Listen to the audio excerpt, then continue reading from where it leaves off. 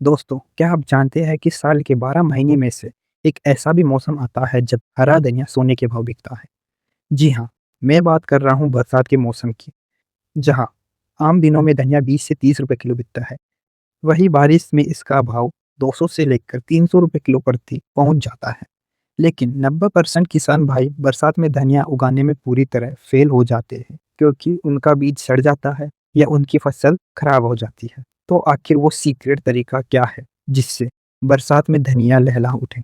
आज के इस वीडियो में मैं आपको 5 ऐसे सीक्रेट्स बताने वाला हूँ, जिन्हें अगर आपने जान लिए तो आप भी इस बरसात में धनिया की खेती से लाखों की कमाई करने वाले। वीडियो को बिना स्किप किए आखिर तक देखिएगा, क्योंकि चौथा पॉइंट सबसे ज्यादा जरूरी है। किसान भाई, चलिए शुरू करते हैं सबसे पहले और सबसे महत्वपूर्ण कदम से, खेत का चुनाव और सही तैयारी। बरसात में धनिया की खेती के लिए सबसे बड़ा दुश्मन है जल भराव, वाटर लॉगिंग।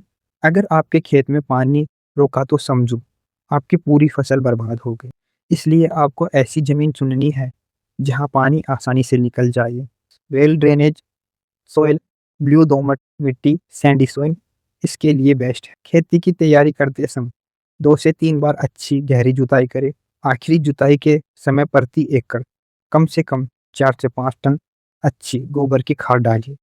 और सबसे जरूरी बात, बरसात के मौसम में धनिया हमेशा बेड्स बनाकर ही बोए। बेड्स की ऊंचाई कम से कम 6 से 9 इंच होनी चाहिए, ताकि भारी बरसात में भी पानी नालियों से बहकर निकल जाए और आपके धनिया की जड़ें सुरक्षित रहे। किसान भाइयों, अब आता है दूसरा पॉइंट, जिस पर आपकी आधी सफलता निर्भर करती है, सही बीज का चुनना।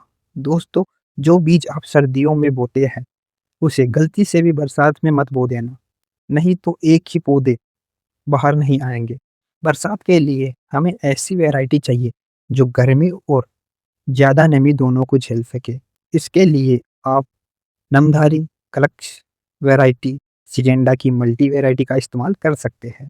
यह वैरायटी कम समय में तैयार हो जाती है और इसमें सड़न की बीमारी बहुत कम लगती है। अच्छा, मुझे नीचे कमेंट में अभी बताइए, क्या आप धनिया के बीज को सीधा खेत में डालते हैं या उसे तोड़ कर डालते हैं? जल्दी से कमेंट कीजिए, मैं सबके कमेंट्स पढ़ रहा हूँ। चलिए मैं आपको सही तरीका बताता हूँ। बुआई से पहले धनिया के बीज को हल्का रगड़कर 2 भागों में तोड़ ले। इसे दाल बनाना कहते हैं। इसके बाद सबसे जरूरी काम है कि बीज उपचार, सीड ट्रीटमेंट। बारिश में फंगस का खतरा 200% तक बढ़ जाता है। इसलिए प्रति किलो बीज को 2 से 3 ग्राम कार्बेंडाजिम या ट्राइकोडर्मा से उपचारित करें। बुआई करते समय ध्यान रखें कि बीज को ज़्यादा गहराई में ना बोए, सिर्फ आधा से 1 इंच की गहराई में डालें। अब बात करते हैं उस चौथे पॉइंट की, जिसने मैंने शुरुआत में ही वादा किया था, देखभाल का सीक्रेट फॉर्मूला।